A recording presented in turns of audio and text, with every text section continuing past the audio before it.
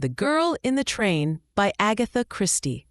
And that's that, observed George Roland ruefully as he gazed up at the imposing smoke-grained facade of the building he had just quitted.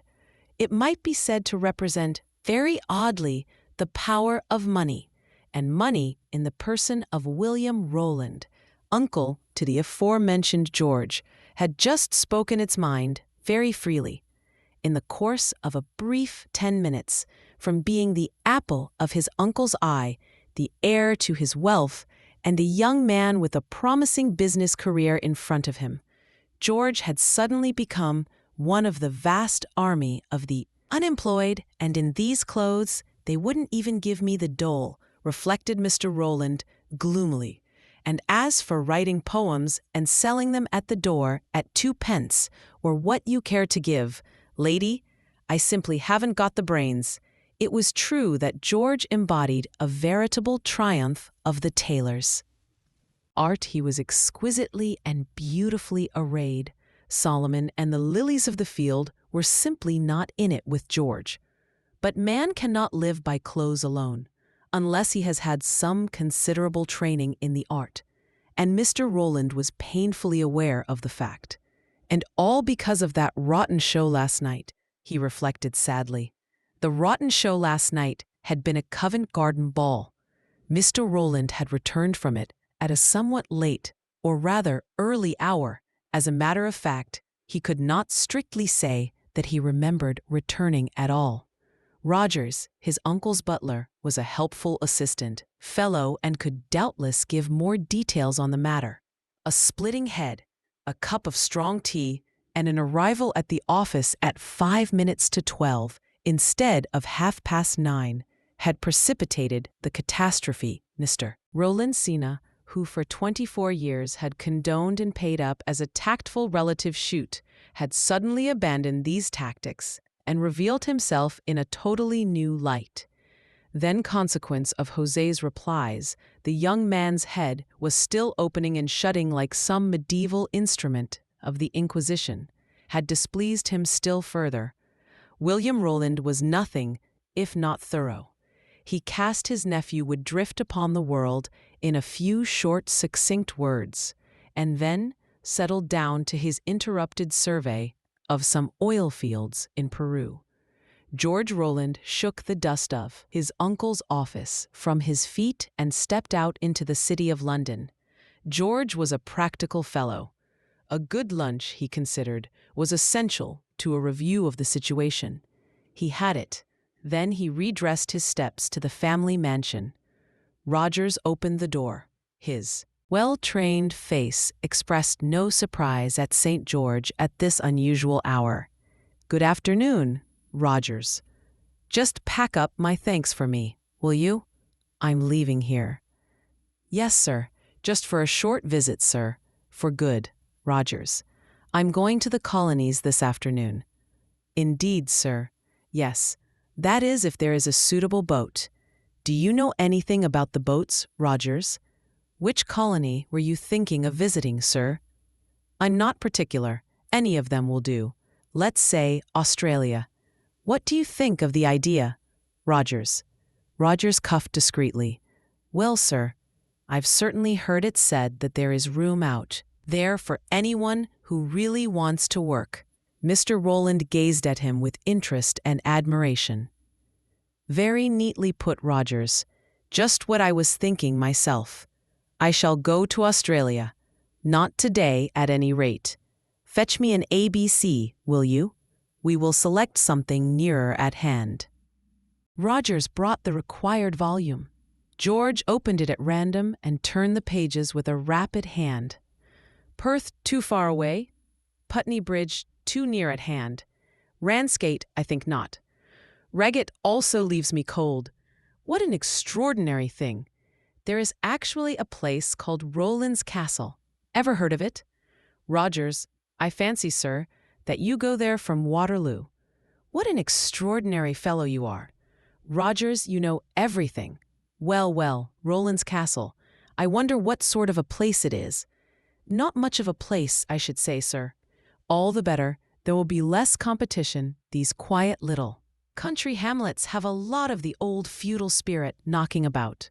The last of the original Rolands ought to meet with instant appreciation. I shouldn't wonder if they elected my mayor in a week.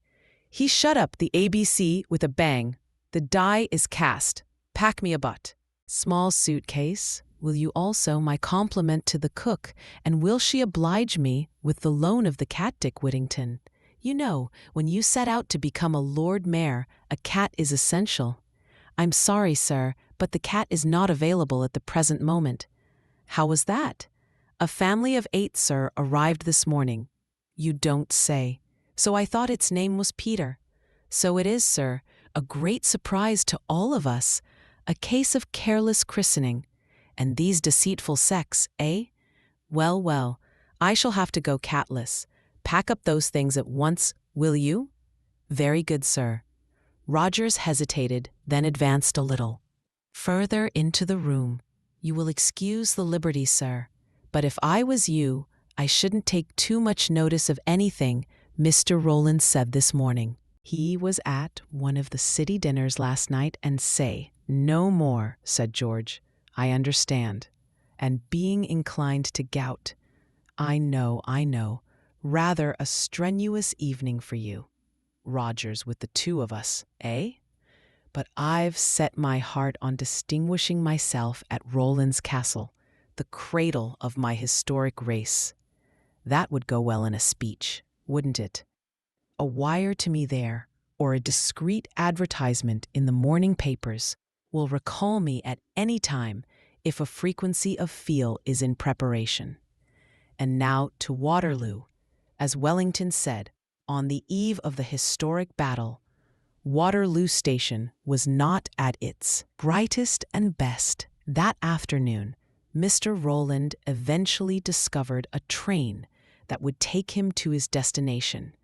But it was an undistinguished train and an imposing train. In the front of the train, a fog was descending in an indeterminate way over the metropolis. Now it lifted, now it descended. The platform was deserted, and only the asthmatic breathing of the engine broke the silence. And then, all of a sudden, things began to happen with bewildering rapidity. A girl happened first. She wrenched open the door and jumped in, rousing Mr. Roland from something perilously near her nap, exclaiming as she did so, "Oh, hide me, please hide me." George was essentially a man of action. His not to reason why is but to do and die, etc. There is only one place to hide, in a railway carriage, under the seat. In 7 seconds, the girl was bestowed there, and George's suitcase, negligently standing on end, covered her retreat, none too soon. An infuriated face appeared at the carriage window. "My niece! You have a here! I want my niece!" George, a little breathless, was reclining in the corner, deep in the sporting column of the evening paper, 1:30 edition. He laid it aside with the air of a man recalling himself from far away. "I beg your pardon, sir," he said politely. "My niece, what have you done with her?" Acting on the policy that attack is always better than defense, George leaped into action. "What the devil do you mean?" he cried with a very creditable imitation of his own uncle's manner. The other paused a minute, taken aback by the sudden fierceness. He was a fat man, still panting a little, as though he had run some way. His hair was cut in brows, and he had a mustache of the Hohenzollern persuasion. His accents were decidedly guttural, and the stiffness of his carriage denoted that he was more at home in uniform than out of it. George had the true-born Briton's prejudice against foreigners, and in a spatial distaste for German-looking foreigners. "What the devil do you mean, sir?" he repeated angrily. "She came in here," said the other. "I saw her. What have you done with her?" George flung aside the paper and thrust his head and shoulders through the window. "So that's it, is it?"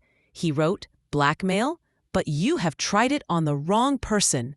I read all about you in the Daily Mail this morning. Here, guard, guard. Already attracted from afar by the altercation, functionary came hurrying up, said Mr. Rowland, with the air of authority, which the lower class is so adore.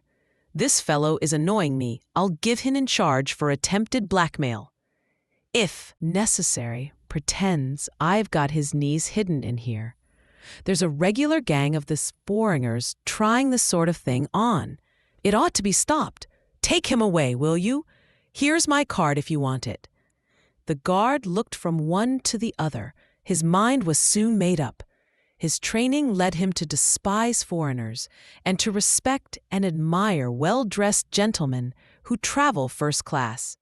He laid his hand on the shoulder of the intruder. "Here," he said, "you come out of this at the crisis." The stranger's English failed him, and he plunged into passionate profanity in his native tongue. "That's enough of that," said the god. "Stand away, will you? She's due out." Flags were waved and whistles were blown.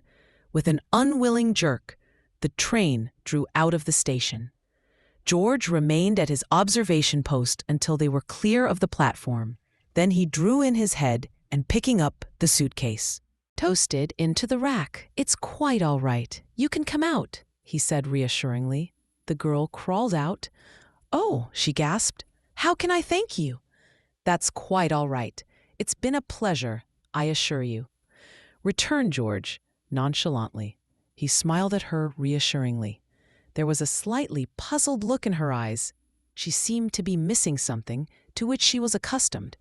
At that moment, she caught sight of herself in the narrow glass opposite and gave a heartfelt gasp. Whether the carriage cleaners do or do not sweep under the seats every day is doubtful. Appearances were against their doing so, but it may be that every particle of dirt and smoke finds its way there, like a homing bird.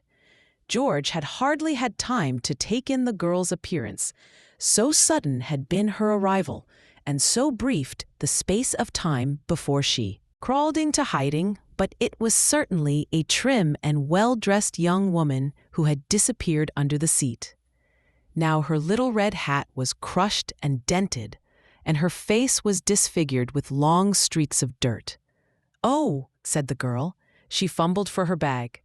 George, with the tact of a true gentleman, stayed fixedly out of the window and admired the streets of London, south of the Thames.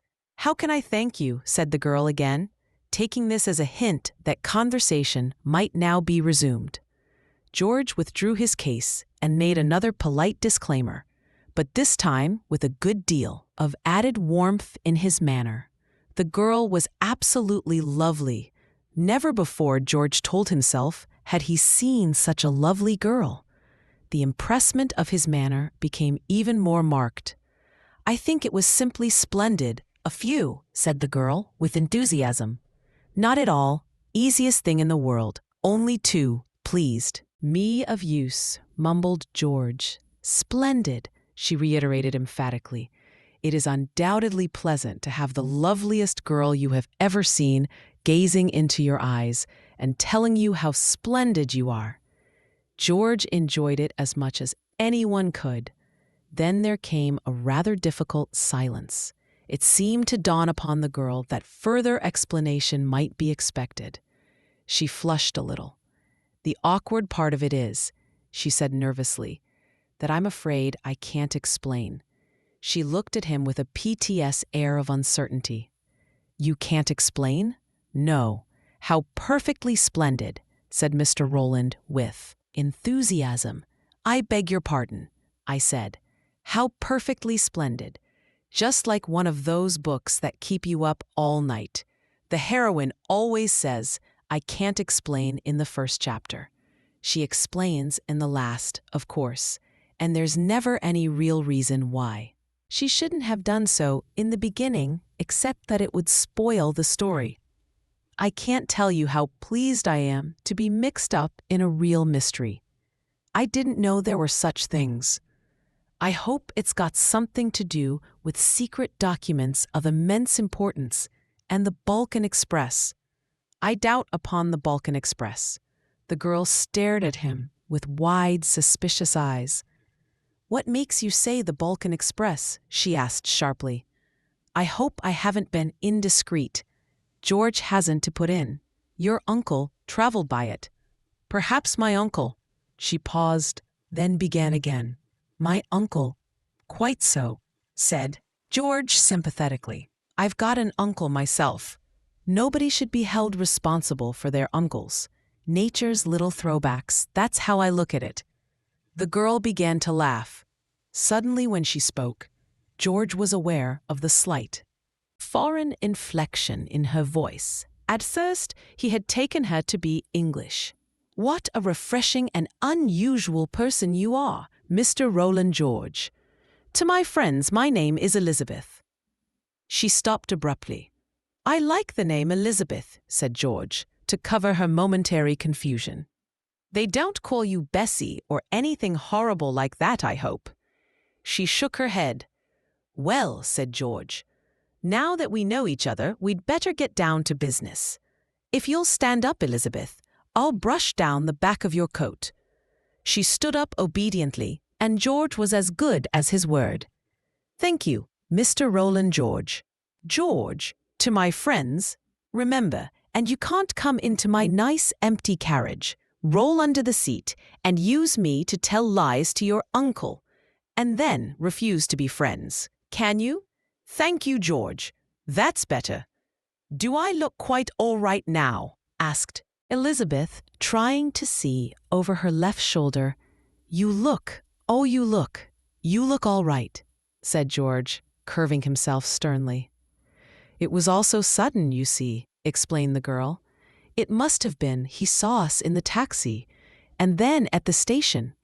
I just bolted in here knowing he was close behind me. Where is this train going to, by the way?" "Roland's Castle," said George firmly. The girl looked puzzled. Roland's Castle, not at once, of course, only after a good deal of stopping and slow going. "But I confidently expect to be there before midnight." The old Southwestern was a very reliable line, slow but sure, and I'm sure the Southern Railway is keeping up the old traditions. "I don't know that I want to go to Roland's Castle," said Elizabeth doubtfully. "You hurt me. It's a delightful sport. Have you ever been there?" "Not exactly, but there are lots of other places you can go to if you don't fancy Roland's Castle. There's walking and Weybridge and Wimbledon. The train is sure to stop at one or other of them." "I see," said the girl. "Yes, I can get out there and perhaps motor back to London. That would be the best plan, I think." Even as she spoke, the train began to slow up. Mr. Roland gazed at her with appealing eyes. "If I can do anything now, indeed you have done a lot already." There was a pause. Then the girl broke out suddenly. I wish I could explain." For heaven's sake, don't do that. It would spoil everything." "But look here, isn't there anything that I could do? Carry the secret papers to Vienna or something of that kind. There are always secret papers. Do give me a chance." The train had stopped. Elizabeth jumped quickly out onto the platform. She turned and spoke to him through the window. "Are you in earnest? Would you really do something for us?" "For me, I'd do anything in the world for you. Elizabeth, even if I could give you no reasons, modern things reasons, even if it were dangerous." "The more danger, the better." She hesitated a minute, then seemed to make up her mind. "Lean out of the window. Look down the platform, as though you weren't really looking." Mr. Roland and David to comply with the somewhat difficult recommendation. "Do you see that man getting in with a small dog bed, light overcoat? Follow him, see what he does and where he goes." "Is that all?" asked Mr. Roland. "What do I?" She interrupted him. "Further instructions will be sent to you. Watch him and guard this." She thrust a small seal packet into his hand. "Guard it with your life. It's the key to everything. The Train went on. Mr. Rowland remained staring out of the window, watching Elizabeth's tall, graceful figure threading its way down the platform. In his hand, he clutched the small, sealed packet. The rest of his journey was both monotonous and uneventful. The train was a slow one. It stopped everywhere, at every station. George's head shot out of the window in case his query showed a light. Occasionally, he strolled up and down the platform when the wave promised to be a long one, and reassured himself that the man was still there.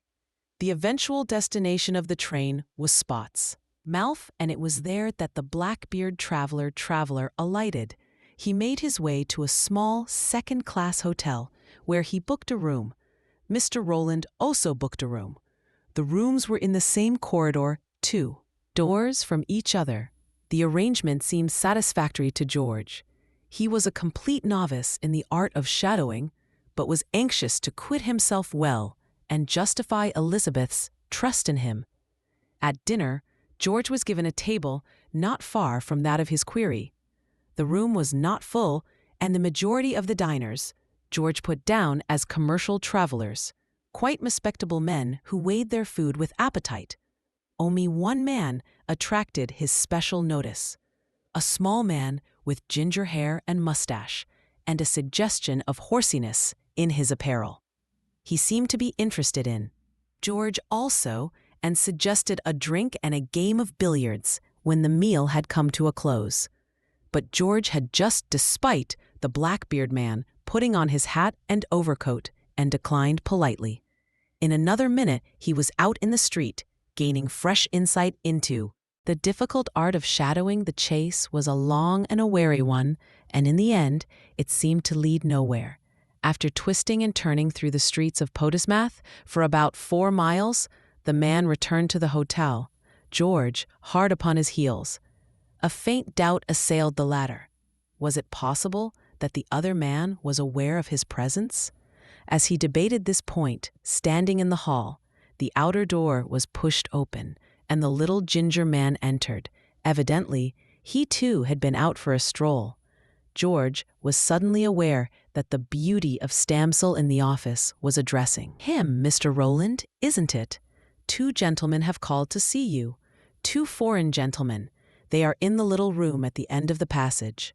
Somewhat astonished, George sought the room in question. 2 men who were sitting there rose to their feet and bowed punctiliously. "Mr. Rowland, I have no doubt, sir, that you can guess our identity." George gazed from one to the other of them. The spokesman was the elder of the 2, a gray-headed, pompous gentleman who spoke excellent English. The other was a tall, somewhat pimply young man with a blonde Teutonic cast of countenance, which was not rendered more attractive by the fierce scale which he wore at the present moment. Somewhat relieved to find that neither of his visitors was the old gentleman he had encountered at Waterloo, George assumed his most debonair manner. "Pray, sit down, gentlemen. I'm delighted to make your acquaintance. How about a drink?" The elder man held up a protesting hand. "Thank you, Lord Rowland, not for us. We have but a few brief moments. Just time for you to answer a question." "It's very kind of you to elect me to the peerage," said George. "I'm sorry you won't have a drink. And what is this momentous question, Lord Rowland? You left London in company with a certain lady. You arrived here alone. Where is the lady?" George rose to his feet. "I failed to understand the question," he said coldly, speaking as much like the hero of a novel as he could. "I have the honor to wish you good evening, gentlemen." "But you do understand it. You understand it perfectly," cried the young man, breaking out suddenly. "What have you done with Alexa?" "Be calm, Sir Mermaid," the other. "I beg of you to be calm." "Can assure you," said George, "that I know no lady of that name. There is some mistake." The older man was eyeing him keenly. "That can hardly be," he said dryly. "I took the liberty of examining the hotel register. You wanted yourself as Mr. G. Rowland of Rowland's Castle." George was forced to blush. "A little joke of mine," he explained feebly. "A somewhat poor subterfuge. Come, let us not beat about the bush. Where is Her Majesty, if you mean Elizabeth?" With a howl of rage, the young man flung himself forward again. "Insolent pig dog, to speak of her thus."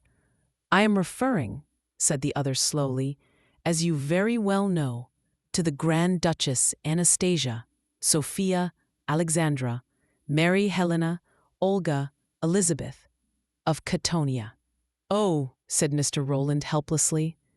He tried to recall all that he had ever known of Cattonia. It was as far as he remembered, a small Balkan kingdom, and he seemed to remember something about a revolution having occurred there. He rallied himself with an effort.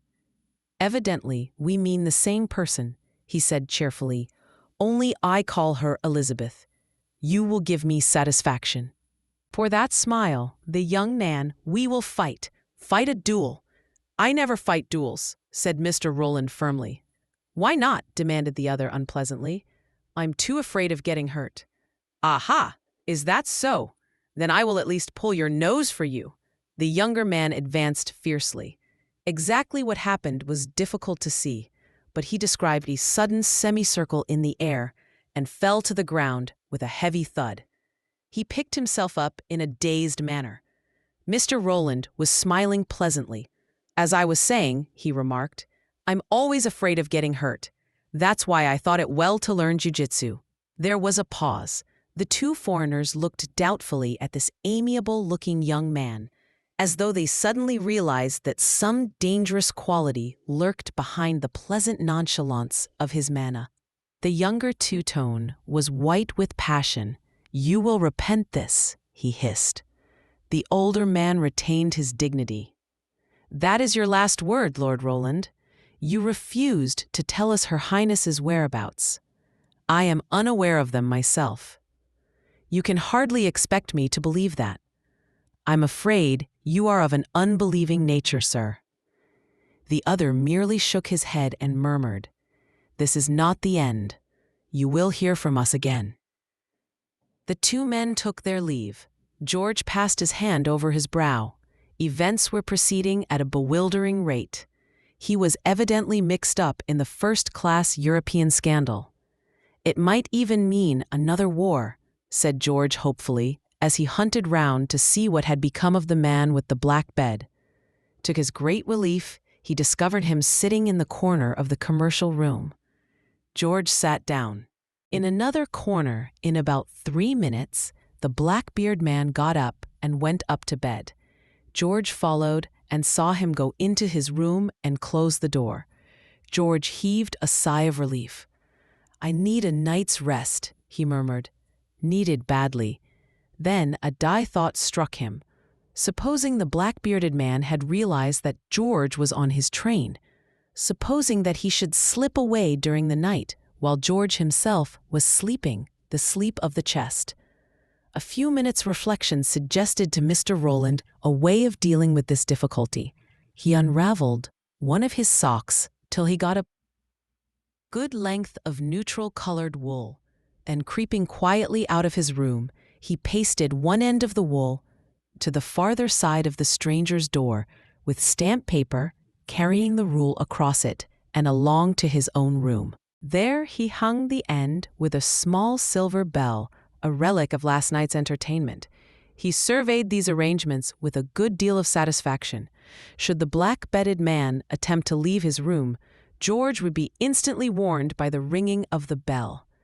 This matter disposed of, George lost no time in seeking his couch. A small package he placed carefully under his pillow. As he did so, he fell into a momentary brown study. His thoughts could have been translated thus: Anastasia, Sophia, Murray, Alexandra, Olga, Elizabeth. Hang it all, I've missed out one. I wonder.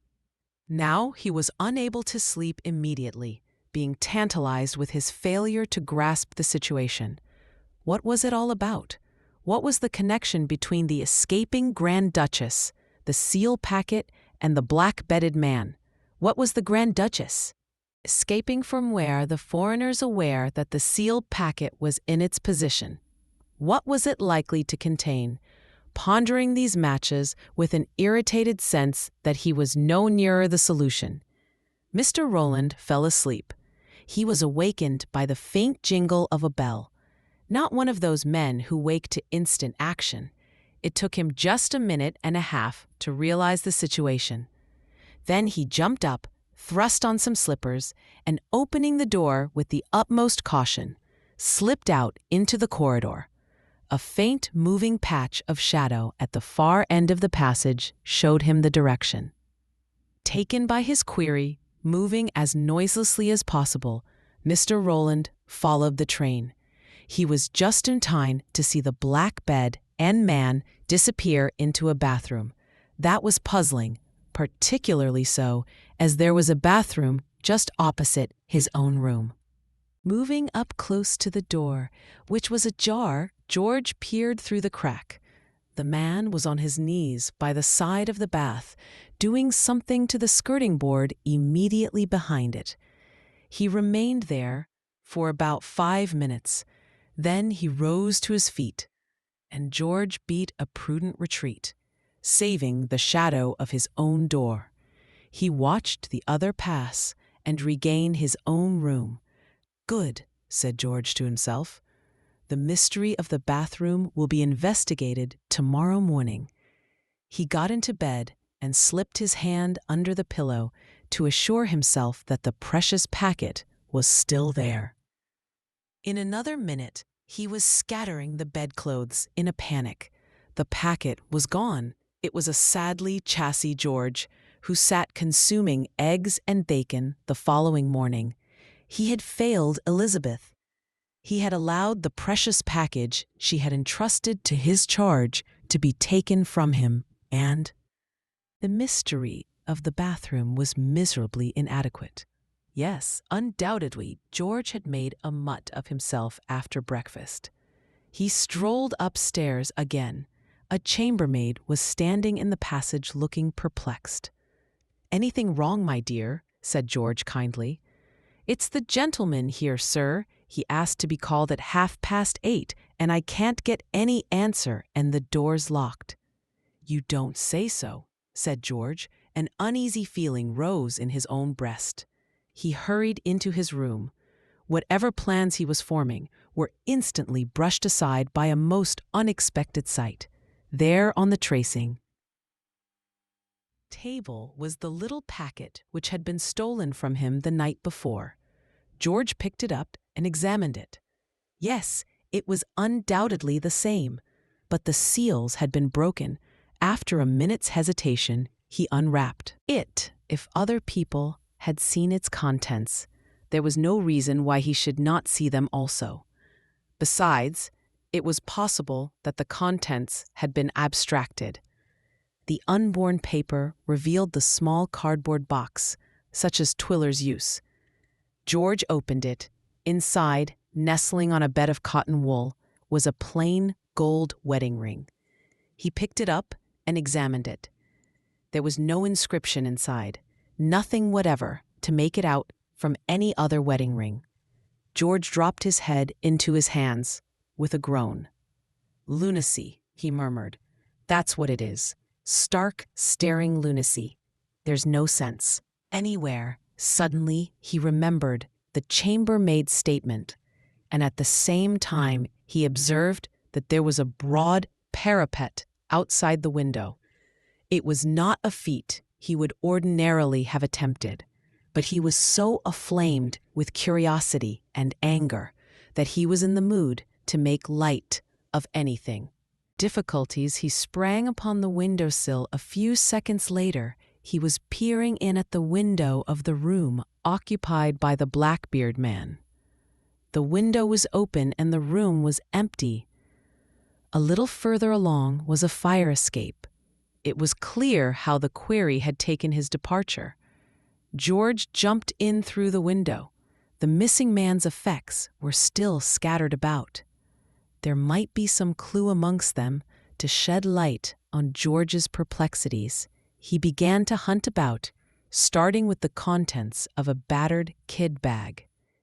It was a sound that arrested his search, a very slight sound. Warm sound, with a sound individually in the room. George's clan slept to the big wardrobe. He sprang up and wrenched open the door. As he did so, a man jumped out from it and went rolling over the floor, locked in George's embrace. He was no main antagonist. All George's special tricks availed very little. They fell apart at length in sheer exhaustion, and for the first time, George saw who his adversary was. It was the little man with the ginger mustache. "Who the devil are you?" demanded George. For answer, the other drew out to God and handed it to him. George read it aloud. "Detective Inspector Gerald, Scotland Yard." "That's right, sir. And you would do well to tell me all you know about this business." "I would I?" said George thoughtfully. "Do you know, Inspector, I believe you're right. Shall we adjourn to a more cheerful spot in a quiet corner of the bar?" George unfolded his soul. Inspector Gerald listened sympathetically, very puzzling. "As you say, sir," he remarked when George had finished. "There's a lot as I can't make head or tail of myself. But there is one of 2 points I can clear up for you. I was here after Martinberg, your Blackbeard friend, and your turning up and watching him the way you did made me suspicious. I couldn't place you. I slept into your room last night when you were out of it, and it was I who sneaked the little packet from under your pillow. When I opened it and found it wasn't what I was after, I took the first opportunity of returning it to your room. That makes things a little clearer." "Certainly," said George thoughtfully. "I seem to have made rather an house of myself all through." "I wouldn't say that, sir. You did uncommon well for a beginner. You say you visited the bathroom this morning and took away what was concealed behind the skirting board." "Yes, but it's only a rotten love letter," said George gloomily. "Dash it all, I didn't mean to go nosing out the poor fellow's private life. Would you mind letting me see it?" Sir George took a folded letter from his pocket and passed it to the inspector. The latter unfolded it. "As you say, sir, but I rather fancy that if you drew lines from one dotted I to another, you would get a different result." "Why, bless you, sir, this is a plan of the Portsmouth Harbor defenses." "What?" "Yes, we've had our eye on the gentleman for some time, but he was too sharp for us. Got a woman to do most of the dirty work." "A woman?" said George in a faint voice. "What was her name?" "She goes by a good many, sir, most usually known as Betty. Bright eyes, a remarkably good-looking young woman." "She is Betty Prioritize," said George. "Thank you, Inspector. Excuse me, sir, but you're not looking well." "I'm not well. I'm very ill, in fact. I think I'd better take the first train back to town." The inspector looked at his watch. "That will be a slow train, I'm afraid, sir. Better wait for the express." "It doesn't matter," said George gloomily. "No train could be slower than the one I came down by yesterday." Seated once more in the first-class carriage, George leisurely perused the day's news. Suddenly he sat bolt upright and stared at the sheet in front of him. A romantic wedding took place yesterday in London, when Lord Roland Gay, second son of the Marquess of Axminster, was married to the Grand Duchess Anastasia of Catania. The ceremony was kept a profound secret. The Grand Duchess has been living in Paris with her uncle since the upheaval in Catania. She met Lord Roland when she was secretary to the British Embassy in Catania, and their attachment dates from that time. Well, Mr. Roland could not think of anything strong enough to express his feelings. He continued to stare into space. The train stopped at a small station, and a lady got in. She sat down opposite him. "Good morning, George," she said sweetly. "Good heavens!" cried George. "Elizabeth!" She smiled at him. She was, if possible, lovelier than ever. "Look here," cried George, clutching his head. "For God's sake, tell me, are you the Grand Duchess Anastasia, Or are you Betty Bright-Eyes?" She stared at him. "I am not either. I'm Elizabeth Gay. I can tell you all about it now. And I've got to apologize too. You see, Roland, that's my brother, has always been in love with Alexa, meaning the Grand Duchess. Yes, that's what the family call her. Well, as I say, Roland was always in love with her, and she with him. And then the revolution came, and Alexa was in Paris, and they were just going, to fix it up when old Sturm the Chancellor came along and insisted on carrying off Alexa and forcing her to marry Prince Karl, her cousin, a horrid, pimply person. "I fancy I've met him," said George, "whom she simply hates. And old Prince Bersurik, her uncle. I put on Alexa's red hat and brown wrap coat, and she put on my gray. Then we told the taxi to go to Waterloo, and I skipped out there and hurried into the station. All those Rick followed the red hat. All right, without a thought for the other occupant of the taxi, sitting huddled up inside. But of course it wouldn't do for him to see my face, so I just bolted into your carriage and threw myself on your mercy." "I've got that all right," said George. "It's the rest of it. I know that's what I've got to apologize about. I hope you won't be awfully cross. You see, you look so keen on its being a real mystery, like in books, that I really couldn't resist the temptation.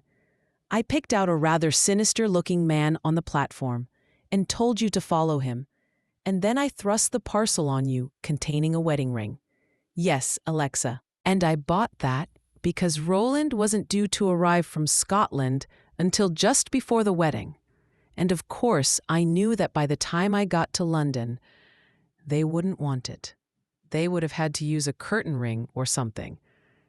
"I say," said George, "it's like all these things, so simple when you know. Allow me." Elizabeth stripped off her left glove and uttered a sigh of relief at the sight of the bare third finger.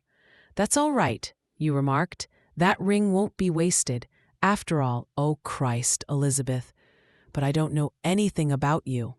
"You know how nice I am," said George.